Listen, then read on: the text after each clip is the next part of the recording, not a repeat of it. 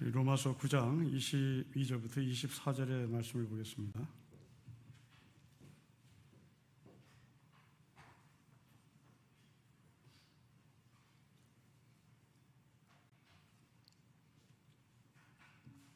장 22절부터 24절의 말씀을 우리 한 절씩 교독하겠습니다. 만약 하나님이 그의 진노를 보시고 그의 능력을 알게 하고자 하사 멸하기로 준비된 진노의 그릇을 오래 참으심으로 관용하시고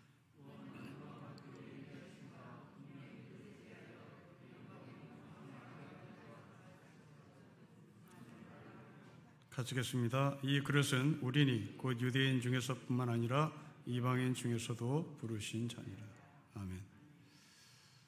우리는 지난주에 누군가가 바울에게 토기장에 하나님을 놓고 시비를 걸었던 질문을 나눴습니다. 토기장의 하나님은 왜 공정하게 사람을 창조하지 않았느냐? 창조의 하나님으로 토기장의 하나님을 본 것이죠. 여기에 대해서 바울은 답합니다. 토기장의 하나님은 창조의 하나님이 아니라 구원의 하나님이다 라고 답을 합니다. 이 시대의 정치인을 보는 것 같습니다. 대통령 후보자로 나선 사람들의 시대 화두를 공정이라는 단어를 거의 다 택했습니다. 물론 이 사회는 공정하지 않지요. 그러나 그들은 시대 화두를 잘못 잡은 것 같습니다.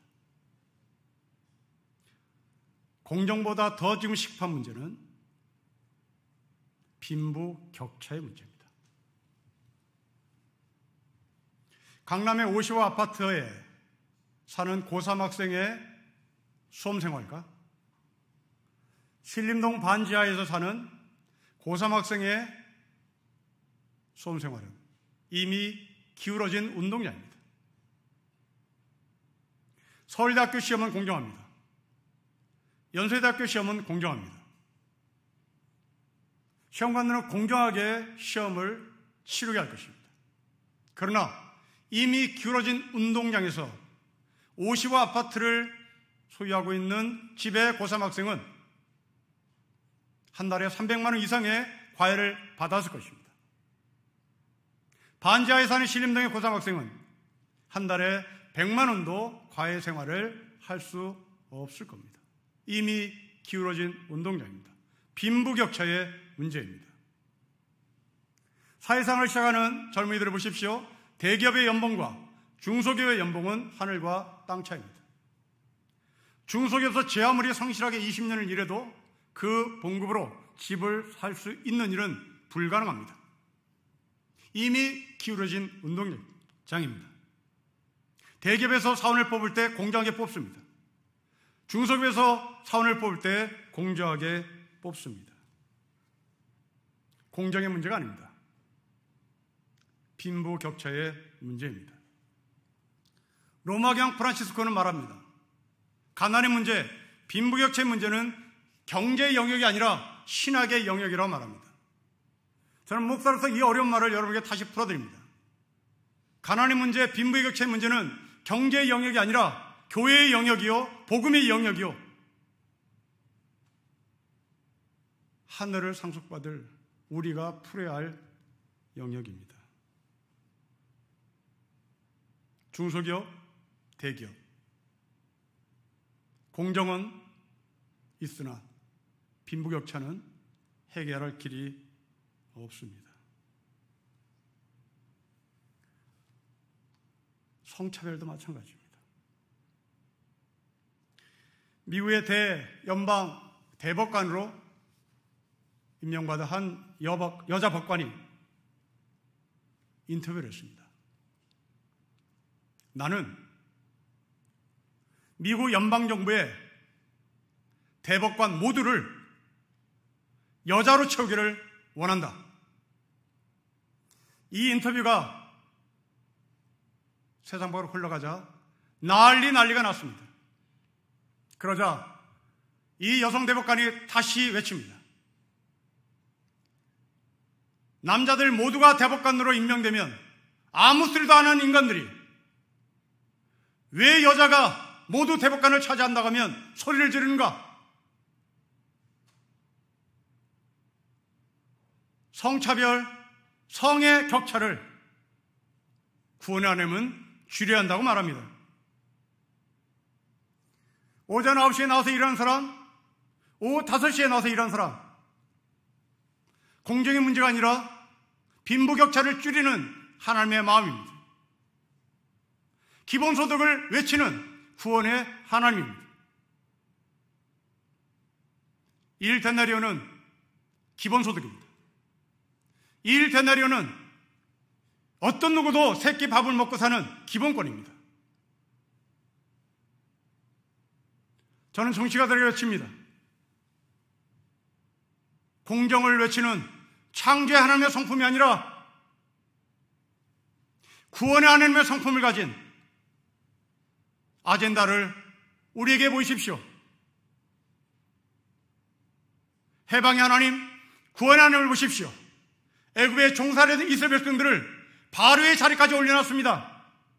이게 해방의 하나님입니다. 이게 구원의 하나님입니다. 신분의 격차를 줄여버린 겁니다. 신분의 격차를 엎어버린 겁니다. 구원은 우리의 영적인 영역으로만 끝나지 않습니다. 우리가 밥 먹고 사는 이 세상 영역 속에서 해방의 하나님, 구원의 하나님은 여전히 존재합니다. 탈레반이 저 아프가니스탄을 점령하고 이제 성경에 나오는 문자 그대로의 삶을 탈레반들은 지금 시행하고 있습니다. 가늠한 여자를 돌로 쳐 죽이고 있습니다. 가늠한 남자는 어디 갔나요? 그 가늠한 남자는 왜 침묵하고 있나요? 왜 남자들은 아무 소리 안 하나요?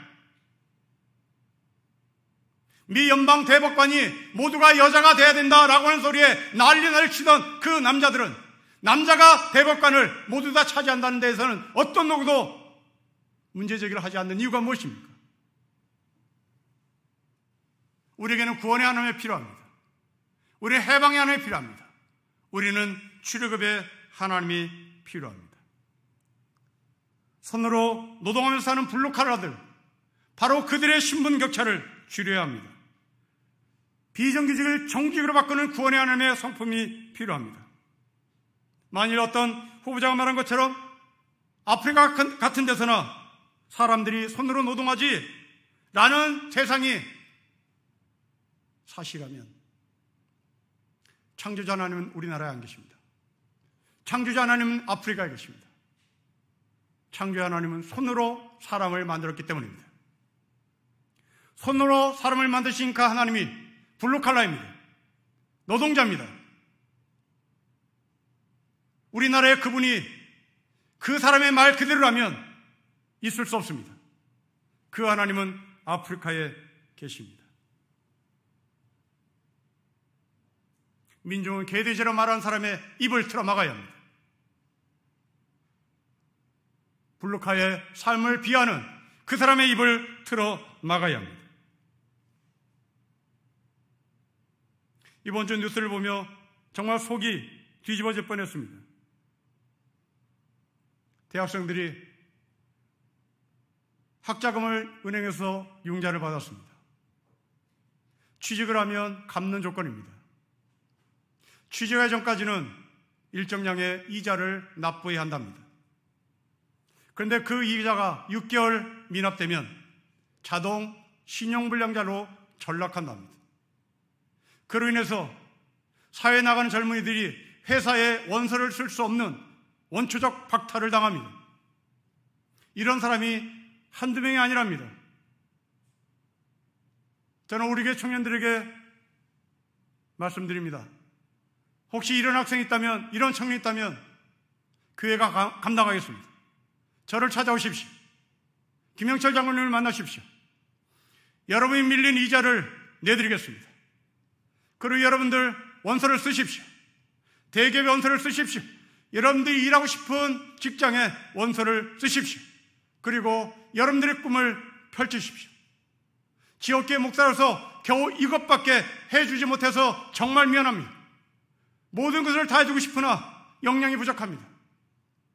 여러분들이 구원의 하나님의 성품을 가진 사람으로서 교회가 구원 하나님의 성품을 실천하는 것, 바로 그것만 알아주셨으면 좋겠습니다. 이 세상은 공정의 문제가 아닙니다. 이 세상은 기울어진 운동장을 어떻게 바로잡느냐, 빈부격차의 문제입니다. 이것이 구원의 하나님입니다.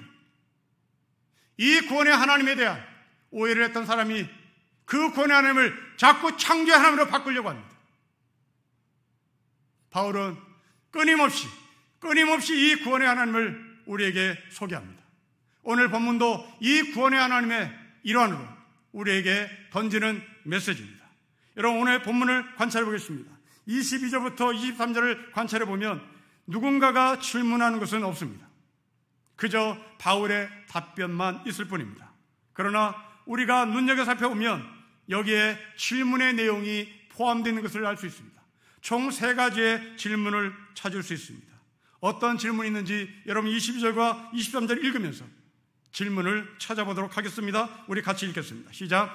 만일 하나님이 그의 진노를 보이시고 그의 능력을 알게 하고자 하사 멸하기로 준비된 진노의 그릇을 오래 참으심으로 관용하시고 또한 영광 받기로 예비하신 바 긍휼의 그릇에 대하여 그 영광의 풍성함을 알게 하고자 하셨을지라도 무슨 말을 하리요? 저는 3가지의 질문이 보입니다. 첫째, 왜 진노의 하나님은 진노하지 않는가? 라고 하는 질문이 보입니다. 둘째, 구원의 하나님은 왜 모든 사람을 구원하지 않는가? 구원에 대한 편파성을 질문하는 것 같습니다. 세 번째, 왜 진노하지 않나? 그리고 왜 모든 사람을 구원하지 않나? 그 이유는 무엇이며 그 목적은 무엇인가가 바로 마지막 질문으로 보입니다. 우리는 이 3가지 질문에 근거해서 답을 해가며 우리의 삶에 적용해 보도록 하겠습니다. 첫째, 왜 하나님은 진노를 미루신가? 라고 하는 바울의 답입니다. 22절입니다. 우리 다시 읽겠습니다. 시작. 만일 하나님이 그의 진노를 보이시고 그의 능력을 알게 하고자 하사 멸하기로 준비된 진노의 그릇을 오래 참으심으로 관용을 하셨습니다. 여러분, 이미 17절에서 바울은 하나님의 진노를 말씀했습니다. 17절에서 말한 하나님의 진노는 바로를 향한 진노였습니다. 그런데 하나님은 그 바로를 바로 징계하지 않습니다. 그 바로 앞에 바로 칼을 빼지 않습니다. 참습니다. 10가지 재앙을 보여주며 참습니다. 또 참습니다. 진노를 유보하십니다. 왜 그럴까? 우리는 궁금합니다. 에스겔서 22장을 보면 무너진 유다를 향해서 에스겔 선지자에게 하신 하나님의 말씀이 기록되어 있습니다. 유다 땅은 더러움을 벗지 못한 땅이다. 그런데 그 땅을 지키려고 성벽을 쌓는 사람이 하나도 없다.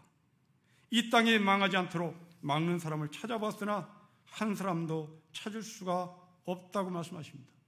그렇다면 하나님이 숯을 들어가야죠. 그렇다면 하나님의 칼을 빼야죠. 말씀대로 하면 유다는 그 자리에서 망해야 되는 겁니다. 끝내야 되는 겁니다.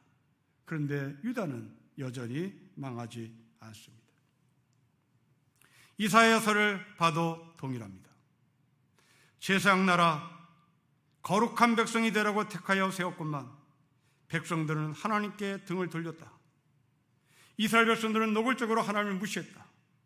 그들은 밤만 되면 무덤 사이를 걸어다니면서 죽은 영들에게 자신의 문제를 물었다. 이방 제사장에 올랐던 고기를 먹고 국물을 마셨다. 이 정도 되면 문 닫아야죠. 이 정도 되면 칼 빼야죠. 자신의 문제를 해결하기 위하여 왜 무덤에 갑니까? 자신이 생각하는 미래는 빛해야 되는데 그 빛의 문제를 얻고자 빛의 자리로 가야지 왜 무덤의 자리로 갑니까? 왜 어둠의 자리로 갑니까? 그 어둠의 빛을 가르쳐 줍니까? 빛을 알고 싶으면 빛으로 가야죠. 이게 이사야 시대의 이스라엘 백성들이었습니다. 우리를 보는 것 같습니다.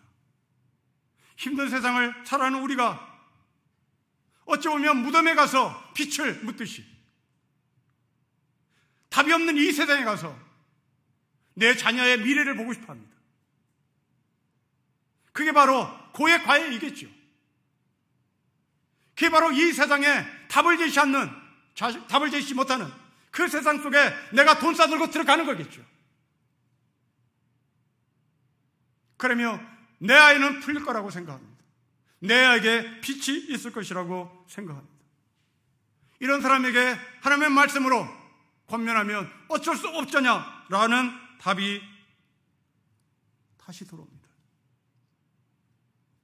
사람이 빵만으로 살 것이 아니라 하나님의 말씀으로 살 것이다 라고 읽어놓고 이것을 해석합니다. 맞아요. 사람은 빵만으로 살 수 없어요. 집도 있어야 합니다. 비싼 골프 에어컨도 있어야 돼요. 별장도 있어야 돼요. 이게 하나님의 뜻이에요 라고 해석을 합니다. 성경에서 부자가 되기를 원하는 사람은 유혹과 올무와 어리석고 해로운 욕심에 빠지니 이런 것들은 우리를 파멸과 멸망에 빠뜨립니다 라고 외쳐도 돌아오는 대답은 내가 제발 그 자리에 갔으면 좋겠어요. 내가 제발 그 자리에 한번 가보고 경험해보고 돌아왔으면 좋겠어요 라고 말을 하죠. 이게 하나님의 진노입니다. 그것만이 아닙니다. 여러분 자녀들에게 가르치는 10중 8구의 교육입니다.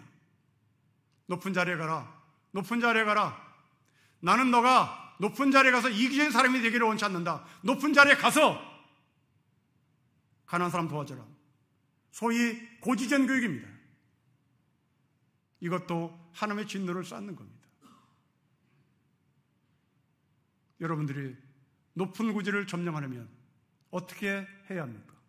이미 기울어진 운동장에서 앞서 뛰어야 되는 겁니다. 빈부의 격차를 줄이고자 애쓰시는 구원의 하나님은 없는 겁니다. 정복의 하나님은 있는 겁니다. 점령의 하나님은 있는 겁니다. 우리 한국 사람들은 예수를 믿는 사람이나 예수를 믿지 않는 사람이나 고지전 철학을 미덕으로 갖고 있습니다. 겉으로 볼 땐 미덕입니다. 속으로 볼 땐 탐욕입니다. 이미 길어진 운동장에서 내 자식이 앞서가서 내 거 다 챙기고 나머지 것 시에 베풀지 던져주겠다는 겁니다. 십자가 예수님은 우리에게 뭘 던져주신 분이 아닙니다. 고지전의 하나님이 아닙니다. 고지전의 십자가 아닙니다. 그분은 그 고지에서 내려오셨습니다. 이렇게 진노를 쌓고 있음에도 불구하고 하나님은 그 진노를 여전히 유보하고 계십니다. 왜 그럴까요? 하나님의 팔다리가 잘려서 그렇겠습니까? 아니면 하나님의 진노의 계지에 아직까지 도달하지 않아서 그렇겠습니까? 에스겔 선지자가 하신 말씀을 다시 들어보겠습니다. 너는 그들에게 전해라. 나 주 하나님의 말이다. 내가 내 삶을 두고 맹세한다. 나는 악인이 죽는 것을 기뻐하지 않고 오히려 악인이 그의 길에서 돌이켜 떠나 사는 것을 기뻐한다. 너희는 돌이켜라. 너희는 그 악한 길에서 돌이켜 떠나가라. 너 사람아, 너 민족의 자손 모두에게 전해라. 의인이라고 해도 죄를 짓는 날에는 과거의 의가 너를 구원하지 못하고 악인이라고 해도 자신의 죄악에서 떠나 돌이키는 날에는 과거의 악이 너를 넘어뜨리지 못한다고 해라.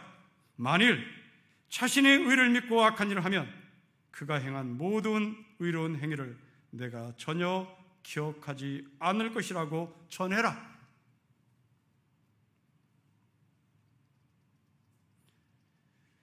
하나님의 손과 팔이 잘려서 진노를 하지 않는 것도 아니요. 하나님의 진노의 계지까지 우리가 가지 않아서 진노하지 않는 것도 아니라 하나님이 우리를 심판하지 않는 이유는 사랑입니다.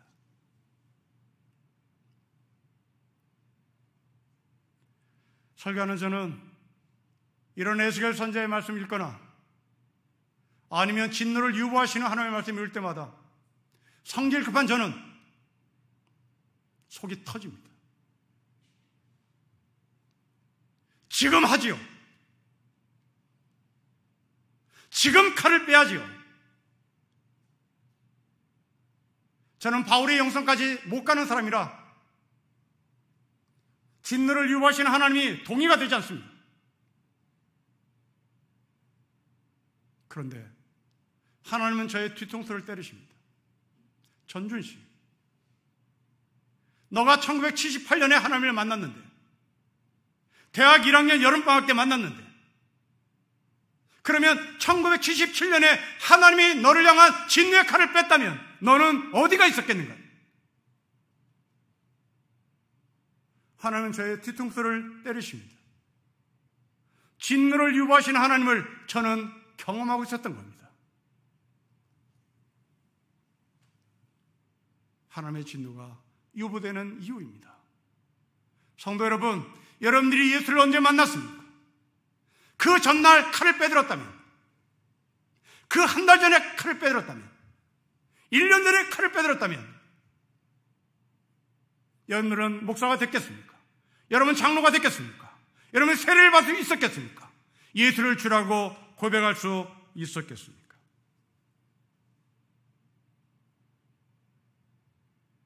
여전히 한국교회는 이 하늘의 진노를 쌓아가고 있는 것으로 보입니다. 이번 주 우리는 조영기 목사님의 별세 소식을 들었습니다.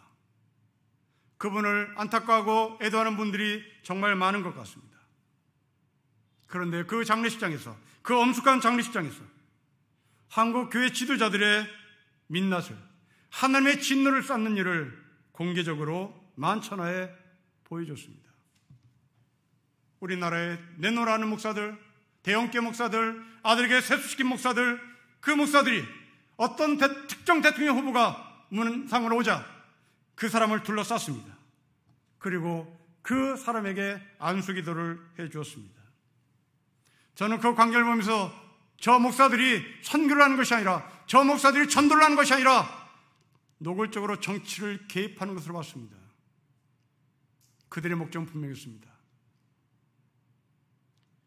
이 동영상을 보는 모든 기독교인들이요, 목사를 신의 대리자로 여기는 많은 한국교회 성도들이요, 우리는 이 사람을 밀고 있습니다. 우리는 이 사람 쪽에 섰습니다. 목사의 권위를 가지고 외칩니다. 성도 여러분, 이 사람들을 믿으십시오. 이 사람에게 표를 던지십시오. 노골적인 정치 개입을 합니다. 정말 이들은 요승 같은 사람입니다. 이 사람은 러시아를 파탄으로 만든 푸틴 같은 요승입니다. 왜 이들을 하나님께서 칼 빼지 않을까요? 왜 이들을 진노하지 않을까요? 이들은 젊었을 때 이 땅에 좋은 영향을 준 사람들입니다. 이 땅에 복음의 열정도 심은 목사들입니다. 그러나 에스겔은 말합니다. 과거의 의가 지금의 분노를, 지금의 하나님의 진노를 가라앉게 하지 못한다. 성도 여러분, 여러분들은 하나님 앞에 어떤 진노를 지금 쌓아가고 있습니까? 우리는 이 질문에 답을 해야 할 것입니다. 두 번째 질문입니다. 왜 하나님은 모든 사람을 구원하지 않는가? 라고 하는 질문이 21절에 포함되어 있습니다. 여러분 21절 말씀을 돌아가서 한번 읽겠습니다. 시작. 토기장이가 진흙 한 덩어리로 하나님 귀히 쓸 것을, 하나님 친히 쓸 것을 만들 권한이 없느냐라는 바울의 스스로의 질문입니다. 아마도 누군가가 이렇게 질문을 한 것입니다. 왜 하나님은 천한 사람은 구원하지 않았고 귀한 사람을 구원했는가? 라는 질문으로 바꿔서 볼 수도 있겠습니다. 여러분, 우리 질문이기도 합니다. 왜 하나님은 저 착한 사람을 구원하지 않나? 왜 하나님은 저 막대모은 사람을 구원하나? 우리의 질문입니다. 그러나 여러분, 성경이 말하는 인간이 누구인지를 정확히 파악할 때 이 질문은 얼마나 논리가 맞지 않는 질문인지를 확인해야 합니다. 성경이 말하는 인간은 무엇입니까? 죄인입니다. 죄인은 누가 구원을 받고 누가 구원을 받지 못한 데에 대해서 말이 없습니다. 그런 권리가 없습니다. 예를 들어 보십시오. 1년에 대통령을 한두 번씩 죄수들을 사면합니다. 모두 다 죄인입니다. 거기에 사면받은 사람이 왜 내가 사면됐지 묻지 않습니다. 왜 나를 사면시켜주지 않아요? 묻지 않습니다. 그들에게는 사면의 권리가 없기 때문에 그렇습니다. 그냥 받으면 되는 겁니다. 성경에 말하는 인간은 바로 이렇습니다. 성경에 말하는 인간은 죽을 수밖에 없는 죄인입니다. 교도소에 가 있는 죄수입니다. 사면만을 기다리는 사람입니다. 사면의 권한은 대통령이 있듯이 사면의 권한은, 구원의 권한은 하나님에게 있는 겁니다. 왜 이 사람은 착한데 구원하지 않아요? 이것은 철저히 자기 중심입니다. 이 사람은 왜 케첩 아닌데 구원하지 않아요? 왜 구원해요? 라고 하는 것을 철저히 자기 중심입니다. 여러분, 토기장이 하나님의 손에 달린 흙 보십시오. 그 흙은 자기를 주장할 수 없습니다. 이미 그 토기장이가 자신의 손에 흙을 잡는 순간, 아니 흙을 잡기 전에 나는 저 흙으로 어떤 그릇을 만들 것인지에 대한 계획이 이미 다 끝났습니다. 이미 마스터 플랜은 끝났습니다. 그 흙이 나에게 이런 것을 만들어줘요, 저런 것을 만들어줘요 말할 권리가 없습니다. 그것은 자기 권리뿐입니다. 아무 의미 없는 권리일 뿐입니다. 자기 중심적 사랑이요, 인간이 누구인지를 성경이 말하는 인간을 제대로 파악하지 못한 것입니다. 이런 자기 중심적 사람에 대해서 사도 바울은 고린도전서 1장에서 말합니다. 그들은 자신의 지혜로 구원을 얻으려고 하는 사람이라고 소개합니다. 그러며 바울은 말합니다. 나는 전도에 미련한 것으로 구원의 하나님을 소개하겠단 말입니다. 여기서 말하는 이 전도는 설교입니다. 여러분, 신약성경의 설교는 어디서 했습니까? 신약성경의 설교는 그냥 구석탱이 방에서 했습니다. 다시 말하면 그냥 하찮은 인간들이 모여서 설교를 나눴던 바울의 사역이었단 말입니다. 굉장히 하찮은 겁니다. 이 그림을 2000년 로마 시대로 다시 그대로 들고 가보십시오. 여러분, 로마를 여행해 보셨습니까? 아덴을 가보셨습니까? 고린도를 가보셨습니까? 그 도시를 지배하고 있었던 사상은 무엇이었습니까? 헬라 철학입니다. 대단히 수준 높은 겁니다. 왜 바울은 구원의 하나님을 외칠 때 헬라 철학으로 접근하시지, 왜 저 구석탱이에서 설교라고 하는 하찮은 것으로 복음을 전했을까요? 로마 원역장 가보셨습니까? 아덴의 원역장 가보셨습니까? 고린도의 원역장 가보셨습니까? 거기에 무엇이 있었습니까? 휘황찬란한 영국이 있었습니다. 휘황찬란한 음악이 있었습니다. 왜 바울이 그 멋진 연극, 그 멋진 음악을 통하여 구원의 하나님을 외치지, 왜 구석탱이에서 설교로 구원의 하나님을 외쳤습니까? 왜 그렇습니까? 그렇습니다. 여러분, 로마 원역장에서 이루어지는 연극은 아무나 보지 못합니다. 지금도 국립대극장 S석은 보통 사람 돈 주고 살 수 없습니다. 로마 원역극장은 바로 그런 자리였습니다. 그렇게 수준 높은 사람만 가는 곳이었습니다. 그 수준 높은 사람들이 헬라 철학을 알아들을 수 있도록 이미 모든 것이 셋업된 곳입니다. 이 상황에서 바울은 말합니다. 나는 연극으로 복음 전하지 않겠다. 나는 음악으로 복음 전하지 않겠다. 나는 헬라 철학으로 복음 전하지 않겠다. 나는 구석탱이에서 너희들이 별 볼 없는 사람이라고 여겨지는 바로 그 자리에서 나는 설교로 복음을 전하겠다고 얘기합니다. 누구는 구원하고 누구는 구원하지 않는 기준이 누굽니까? 하나님의 마음을 다 알 수 없으나 우리는 바울의 말씀에 근거해서 보면 바로 약자를 향한 하나님의 사랑입니다. 로마 원정극장에 티켓을 살 수 없는 사람, 국립대극장에 S석을 일생 동안 한 번도 갈 수 없는 사람,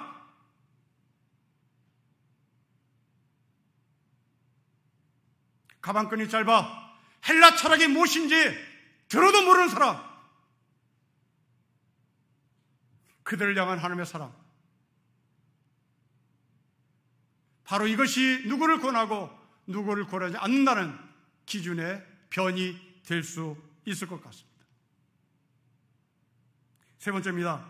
그러면 왜 하나님은 구원을 미루시는가? 왜 하나님은 진노를 미루시는가? 누구는 구원하고 누구는 구원하지 않는가? 그 목적이 무엇인가? 이제 그 목적, 바울의 답을 들어보도록 하겠습니다. 여러분 23절 말씀 보십시오. 우리 같이 읽겠습니다. 시작. 또한 영광받기로 예비하신 바 긍휼의 그릇에 대하여 그 영광의 풍성함을 알게 하고자 하였을지라도 무슨 말을 하리요? 하나님의 풍성한 것을 알기를 원했습니다. 구원의 하나님의 목적입니다. 가난한 자를 향한 긍휼, 그 긍휼을 알게 된 사람들은 하나님의 사랑을 알 수 있도록 하나님께서 우리를 구원하신 것입니다. 여러분, 이 모습은 저에게 그대로 녹아져 있습니다. 여러분이 알다시피 저는 성격이 모진 사람입니다. 제 성격으로 사회에 나갔다면 저는 빌어먹을 수도 없는 성격입니다. 이런 저를 긍휼히 여겨서 목사를 만들었습니다. 내가 공부를 잘해서 신학에 대한 소명을 받아서 목사의 소명을 받아서 목사가 된 것이 아니라 그것은 다음 이야기고 세상에 나가서 취직을 해 한 달도 못 버틸 이 모난 성격인 너를 긍휼하신 하나님이 부르신 것입니다. 이 풍성한 하나님의 사랑을 알게 하시기 위하여 하나님의 진노를 유보하고 계시고 하나님은 우리를 구원하신 겁니다. 저는 여러분들에게 이 사랑이라는 단어가 나올 때마다 단어를 늘 바꿔서 말씀드리곤 합니다. 오늘도 이 사랑이라는 단어를 바꾸겠습니다. 사랑은 책임입니다. 사랑은 책임입니다. 요한복음 3장 16절에 예수님께서 이 세상을 이처럼 사랑하사 독생자를 주신 그 사랑을 책임으로 바꾸십시오. 하나님께서 이 세상을 책임지시기 위하여 자기 아들 예수 그리스도 독생자를 보내신 것입니다. 고린도서 13장에 나오는 사랑장을 모두 다 책임으로 바꾸십시오. 막연하게 보이는 그 사랑, 어쩌면 남녀 상렬지사처럼 보이는 그 사랑, 그 사랑을 책임으로 바꿀 때 정확하게 들어옵니다. 사랑은 책임입니다. 아담과 하와를 사랑하시는 하나님을 보십시오. 그 사랑은 남녀지사의 사랑이 아닙니다. 책임의 사랑입니다. 그 안에서 가인 같은 아들이 태어났을 때 하나님 그 가인을 버리지 않는 사랑의 하나님입니다. 그 사랑은 남녀 상렬지사의 사랑이 아니라 책임지시는 하나님입니다. 마침내 아벨 대신 셋의 자녀가 태어날 때까지 참고 참으시는 사랑입니다. 마침내 셋의 자녀가 하나님의 이름을 부르시는 그때까지 기다리신 것입니다. 그것만이 아닙니다. 애굽에 종살이던 시대, 바벨론 포로 시대, 페르시아 시대, 헬라 로마 시대를 거쳐서 예수 그리스도가 이 땅에 오실 때까지 하나님은 참으시고 또 참으시는 겁니다. 사랑 때문입니다. 그럼 우리는 어떻게 살아야 합니까? 지금도 내가 하나님 앞에 진노를 쌓고 있는지를 기억하셔야 합니다. 그것은 여러분 개인의 삶뿐만 아니라 내가 이 사회에서 어떤 위치에서 어떤 행동으로 말미암아 하나님의 진노를 쌓고 있는지도 살펴보셔야 합니다. 젊은 청년이 저에게 추천한 드라마를 봤습니다. DP라는 드라마입니다. 맨 마지막 6회째 드라마 제목은 방관자였습니다. 후임이 선임에게 성폭행을 당할 때 다른 동료 군인들은 눈 감았습니다. 무관심했습니다. 방관했습니다. 그 군인은 스스로 권총, 자기가 쏴 자살을 했습니다. 누구의 죄입니까? 가해자의 죄입니까? 그것으로 끝입니까? 군대 다니신 여러분, 방관하셨습니까? 모른 체 하셨습니까? 눈 감으셨습니까? 죄지요. 죄지요.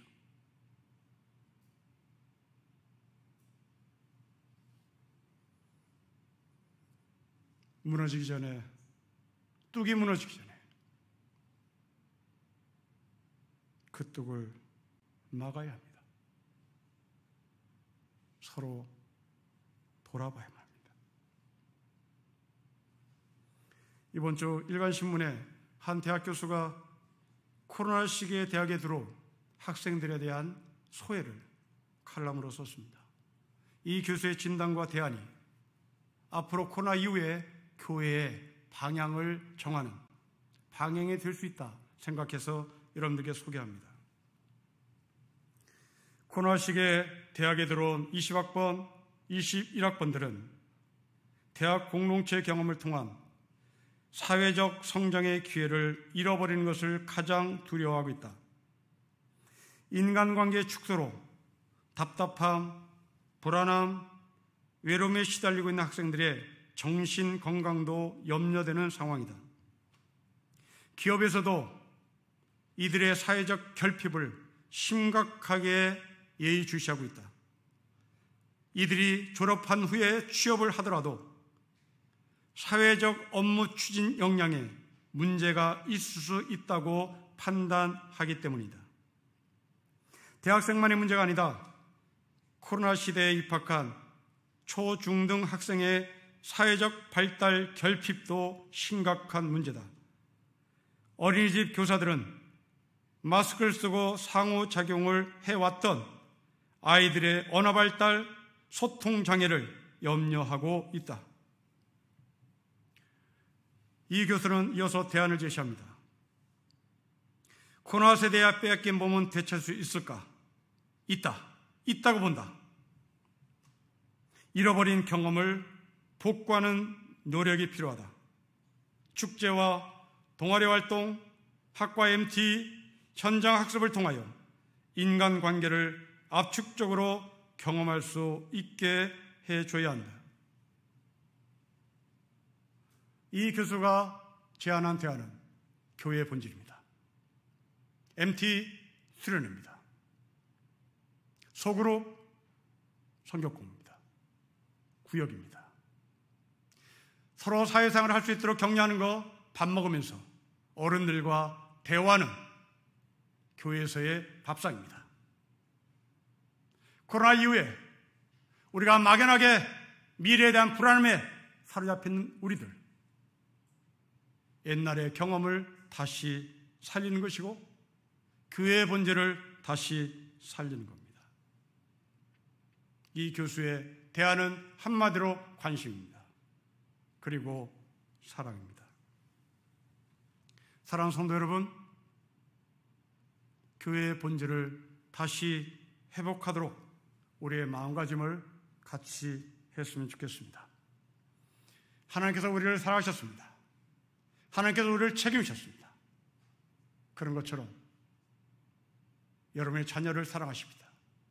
여러분의 자녀를 책임지십니다. 여러분 자녀들에게 과외비 주고 학원비 주고 새끼 밥 주는 것이 책임이 아니라 아이들의 영적인 책임도 하나님의 사랑 안에서 함께 이루어 나가십니다. 훗날 20년 후에 30년 후에 이 사회 곳곳에 정말 아름다운 삶을 살고 있는 사람들 알고 봤더니 그의 아버지 어머니가 20년 전에 30년 전에 신인교회를 다녔다더라. 이런 소리를 듣는다면 우리는 제대로 된 성경교육을 했다고 파악할 수 있을 것입니다. 여러분 자신을 사랑하십시오. 여러분 자신을 하나님 안에서 책임지십시오. 여러분 자녀들 하나님 사랑에서 책임지십시오. 우리로 인하여 무너진 운동장 조금이라도 바로 잡았으면 좋겠고, 우리로 인하여 빈부의 격차가 1mm라도 좁혀진다면 우리는 하늘의 백성의 삶을 살고 있다고 증명받을 것입니다. 여러분 삶 가운데 이 하늘의 사랑이 임하기를 주의 이름으로 축복합니다. 기도하겠습니다. 결국 하나님의 진노가 사랑으로 귀결된다고 하니 왜 진노의 칼을 뽑지 않느냐고 외친 저의 성급함의 말을 거두어 드리겠습니다. 아버지 하나님, 사랑 때문에 진노를 거두시니 우리도 사랑으로 이 사회의 구조적인 모순을 책임지게 하시고 1mm라도 무너진 운동장, 기울어진 운동장 바로잡게 하시고 1mm라도 빈부격차가 좁혀지도록 함께 머리를 맞대고 십자가를 짊어지며 거룩한 삶을 살게 하여 주십시오. 주 예수 그리스도의 이름으로 기도합니다. 아멘. 주신 말씀을 생각하며